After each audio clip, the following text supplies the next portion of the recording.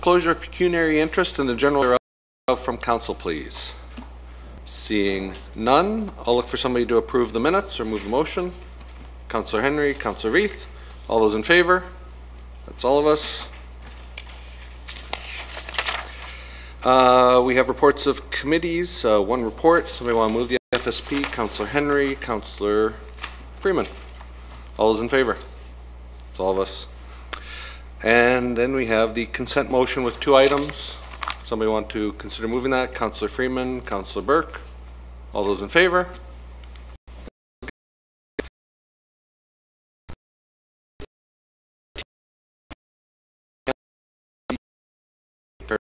By Scott Nevin. Welcome, Scott.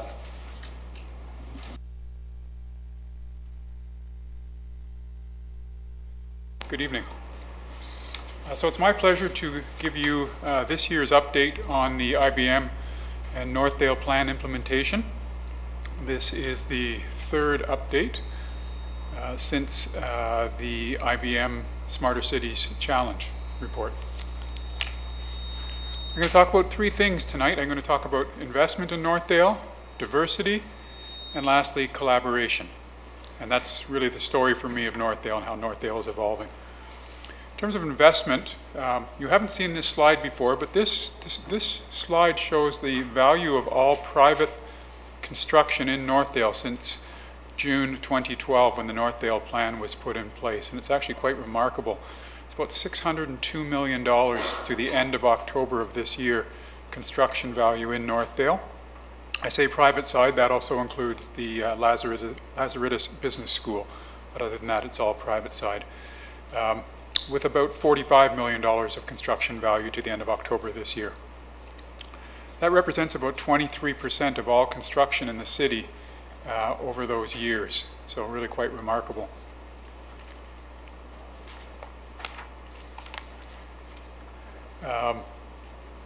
On the public side, the city, of course, has been doing a lot in Northdale, some of it not quite so visible, but some visible. In 2016, Council approved the Streetscape Master Plan for Northdale, and in 2017, we started the reconstruction of the first streets, being Spruce Street in its entirety and part of Hickory Street, part of the Green Street. And that's really about taking those streets that were built in the 50s and transforming them into much more pedestrian-friendly streets, narrower lanes, wider sidewalks, street trees, etc. Multi-use path on the Green Street, more vegetation. So as I said, the first construction is underway. This shows the Wernerf, which is planned for Larch Street in a few years' time, and it really takes that model of urban transportation and turns it on its head and starts to share a space with pedestrians, cyclists, and cars, as opposed to giving them their own separate space, but really sharing space, causing people to slow down as they move through a space. Slow down and be aware. And that'll be the first in Waterloo. We have, the city has about $12.5 million budgeted in the capital budget for Northdale streets and streetscapes over the next 10 years. Other investments in the public realm. As council will recall, we have purchased 5 properties along Hickory Street over the past couple of years, and those are to build 2 future parks. The Northdale Plan identified a lack of parkland in Northdale and identified creating new parkland as a priority, and we've done that with council's blessing, purchasing those lands. Earlier this fall, council approved the design project, so early in 2018 we'll be getting out there in the community to talk about what these spaces should look like and feel like and how they can be delivered in the neighborhood, and then construction to follow. The city invested about $2.5 million in those parklands, and we have about $3.5 million budgeted or planned for the construction, design and construction of the park. So again, we're continuing to invest in Northdale.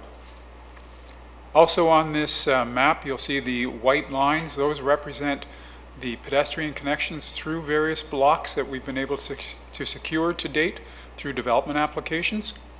Again, another goal of Northdale was to create a finer grain of ways for people to move through the neighborhood, places where they couldn't move previously, and we're continuing to do that as we deal with development applications in the neighborhood. I'm going to talk a little bit about diversity, and in a few ways. In terms of housing and unit types, Northdale early on was, we were seeing primarily fairly high density, high tall buildings.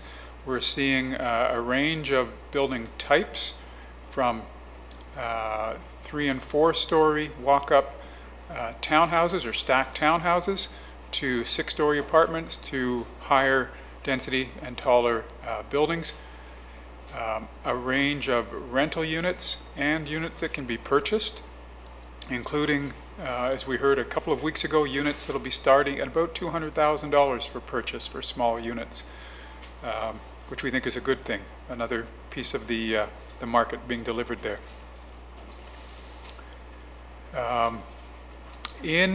When the Northdale plan was approved, in the years leading up to that, in the first couple of years of the Northdale plan getting on the ground, we were seeing developments with 4 and 5 bedrooms as typical, geared to students.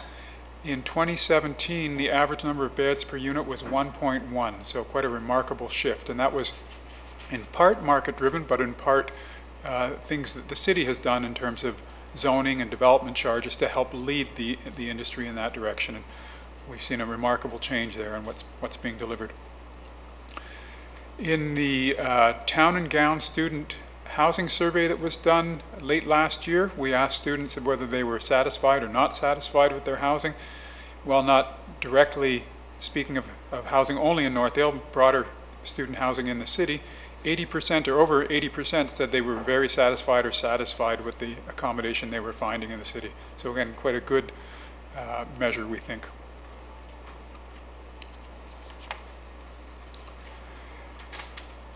One of the underpinnings of the Northdale plan was to try to draw different people to live in that neighborhood and draw different people to the neighborhood.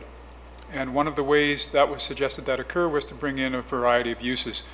In some areas, builders are required to now provide for retail space on the main floors. In some cases, they're doing it as of choice. There are quite a number of commercial operations now in Northdale. There are 2 medical centers. There is a convenience store, a number of restaurants, a number of salon-type uses. Again, really quite dramatic change from 5 years ago when Northdale was dominated by single detached homes that had, in most cases, been converted to student housing. Quite a change in those uses. On the private side, we're seeing developments, from my perspective, of much higher quality urban design. We're seeing amenities delivered in some of those buildings, whether that's indoor or outdoor recreation space or amenity space, things like basketball court or sitting areas, as you see here in the bottom left, rooftop amenity spaces being delivered, study rooms, and we think that's very healthy. We are hearing anecdotally of non-students being attracted to Northdale. At this point, we don't have any measurement of that, but we would like to try to understand that better. But we hear anecdotally that units are being rented or perhaps purchased by non-students. The last thing I wanted to talk about tonight is collaboration. The IBM study was very clear that we should collaborate wherever possible to further the Northdale plan and its realization. We've been doing that. We're fortunate to have some great community partners. As examples, and these are examples large and small, we've had a community cleanup which involved city staff and Laurier staff, right up to large-scale initiatives like the WCI Community Hub initiative, where we're working with the school board and with Laurier to look at how we can bring a community hub to Northdale that would serve Northdale and serve the broader community.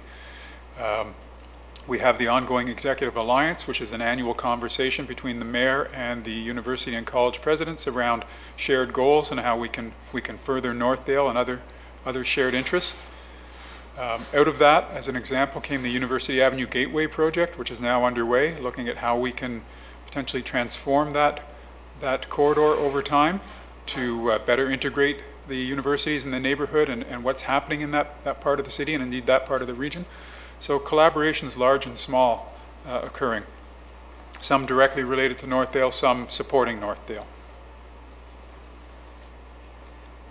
So just in conclusion, we at the city, we continue to focus on realizing the Northdale plan. Hopefully this presentation and my accompanying report has shown you that we are moving measurably in the right direction. There will always be, or there is work to continue. We will continue to focus on things like some of the city studio initiatives related to Northdale, the community hub, the park design this year will be very exciting, and hopefully bringing the community into the conversation, and continuing to help evolve the streetscapes as well. Thank you. Thank you very much, Mr. Nevin. Questions for staff? None. Councillor Happy for brief comments. Sure, please. So, since seeing no questions, Scott, very much appreciate. I hope on behalf of Councillor Yor and staff's leadership on many of these files, and to say that as well, recognizing the leadership out there in the community that's been available to and highly interested in partnering to really drive change together. I think that's perhaps one of the most transformative aspects of the broader Northdale program, and we speak of many different elements of that, from town and gown and the land use plan and the streetscape master plan to Laurier and the school board and that feasibility to parkland. To there's many different facets of this that I think are going very well, and did not around the table, having a lot of great conversations, and I see Ulrike here from Laurier to speak to that. So thank you for the ongoing leadership from staff on these files, and look forward to continued progress in the years to come on many of these items. Next year should be, I think, a very exciting year as we start talking parkland, which is such a gap for so many people. Thank you. Councillor Whaley next. Scott, I was interested in the graph showing the investment for the last 5 years. Pretty remarkable story. $600 million in 5 years. Most cities in this country would never see that growth in 25 years, and we got it in one neighborhood in our city in 5 years.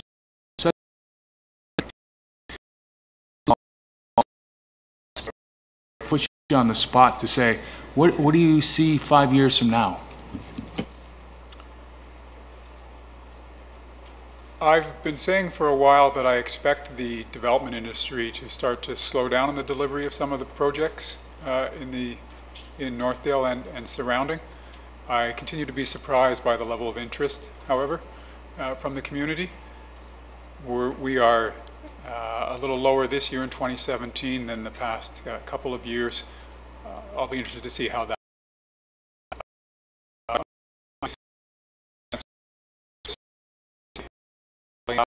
value amount, the nature of the development that's coming on stream now in terms of the unit mix, the ownership versus rental opportunities, the higher quality of buildings and of spaces. I think that's all very positive, so I'd like to see the continued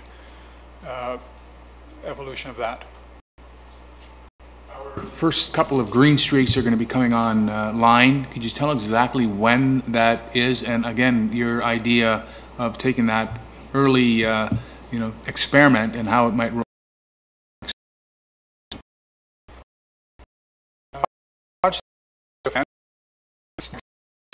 World, and I don't know exactly where our engineering group is looking at lining up those various projects. The capital budget does have funding, but I know they want to go back and look and see whether the way we've laid out the available dollars to date is still the right way forward, or the right phasing forward. Having said that, there are some eyes focused on the Green Street on Hickory as a key opportunity, a key linkage through the neighborhood.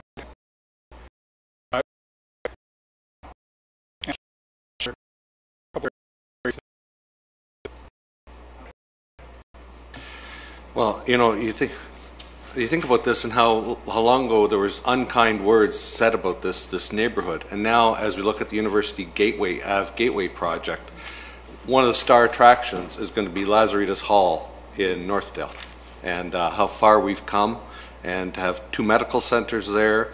We're re-implementing parkland, and this is just another lesson about our prudent use of development charges to actually help all the development help pay for the retrofitting of the much needed parks in that neighborhood and trails.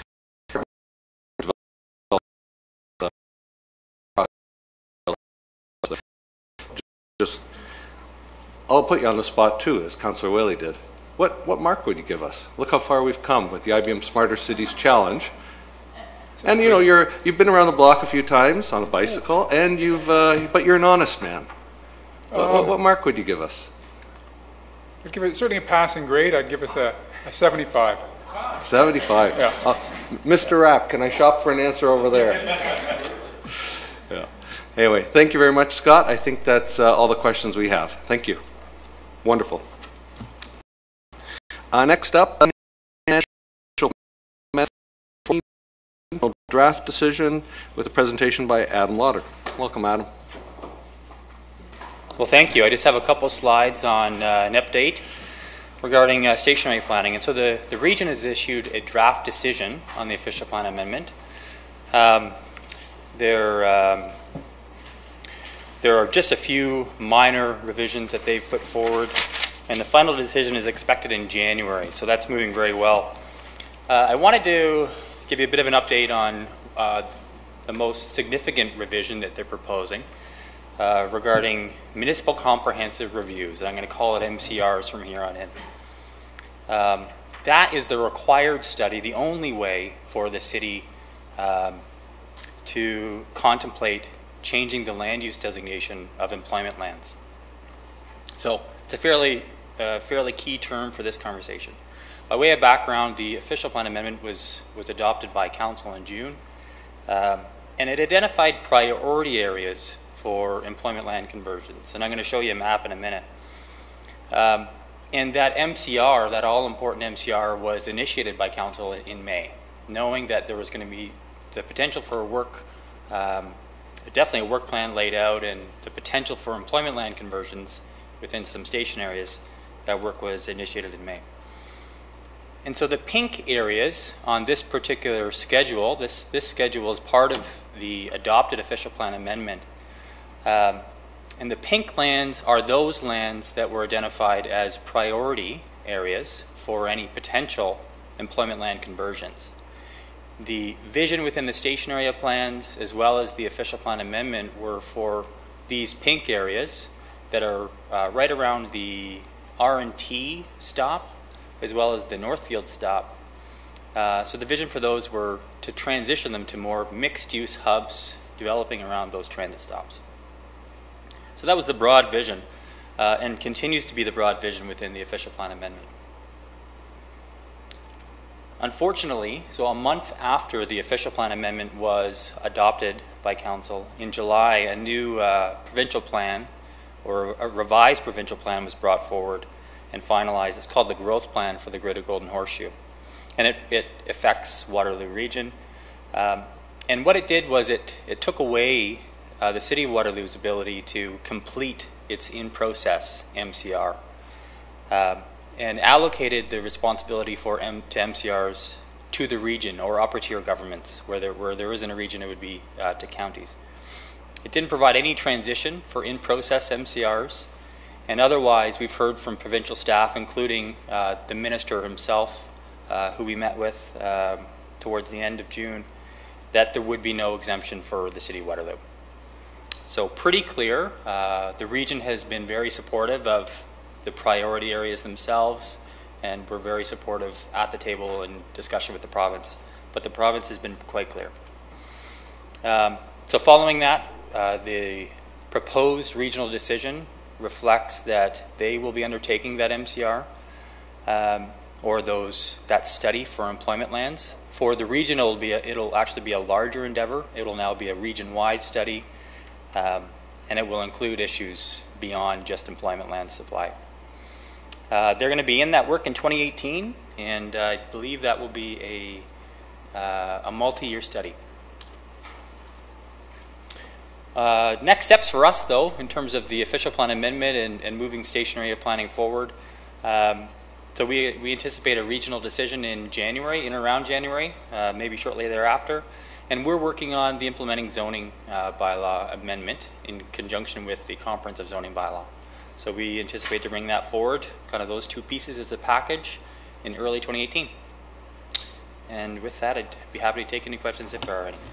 Thank you very much, Adam. Questions on this response?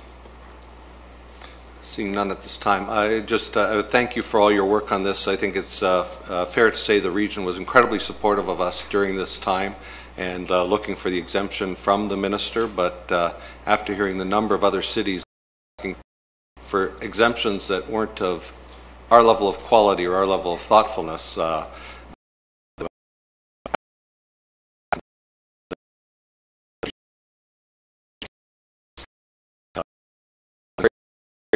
coming up with ways to get this done starting this term of council, so that was a good thing. Next best thing to having it done ourselves. Councillor Veith. Thank you. Through you, Mayor Jaworski. So region does this, Adam. Are they just looking at these two nodes for us, or is it an overall, it's just those two pink? What the region has said, it will be a region-wide study. Looking at a number of different factors. One will be all of employment lands within the region. As it relates to the city of Waterloo, though, they haven't changed. They're not proposing to change the language around the priority areas or the location of the priority areas themselves. And so what they've said is that they will take into consideration this framework, and we'll be at the table through that study, and very much will be pushing for these particular priority areas to be considered through the regional process. So we're pushing for those, but we're not certain that they'll be considered, these two areas? We're certain that they'll be considered. Yeah. Oh. We're not certain. It is a regional study, and so their regional council will be weighing in and making the final determination as to if there are opportunities for employment land conversions, where they are. And this is an issue for the townships as well in terms of having more employment lands. For us, it's a matter of retooling some of our employment lands, and then you have to take into account all the work out, or the lands out in Breslau and the east side lands and having shovel-ready lands. All that has to be taken into account now at the regional level, which the province just made the change to, unfortunately. So, please. So this is where, because I know in the Northfield station area, there's been discussion about having not just employment there, but some residential as well. So is that what's part of this as well? Yes, very much. That's what this is part of this. Exactly. Questions? Councillor Henry, please. Not a question so much as a comment as well to thank staff for the work on this. I know I had some conversations as well with ministers' aides along the way to see if we could finagle in. I think the mayor's right.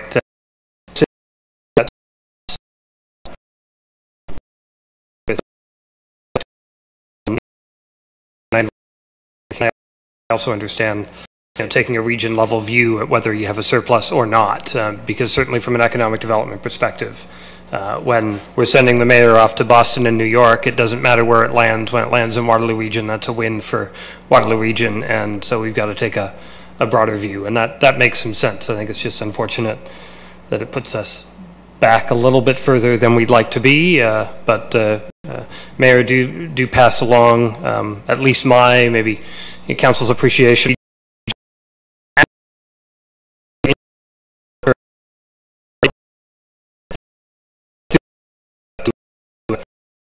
I know it's always helpful to add praise to the region on those occasions when praise is highly worthy.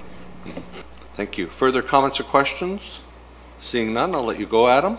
And then to council, we originally thought we'd have more stuff to deal with in the afternoon, and but apparently we're done this area. Through you, Mayor, there is a recommendation on the agenda to deal with this report for council's consideration. Thank you very much. Can somebody move it? Councillor Henry, Councillor Whaley, all those in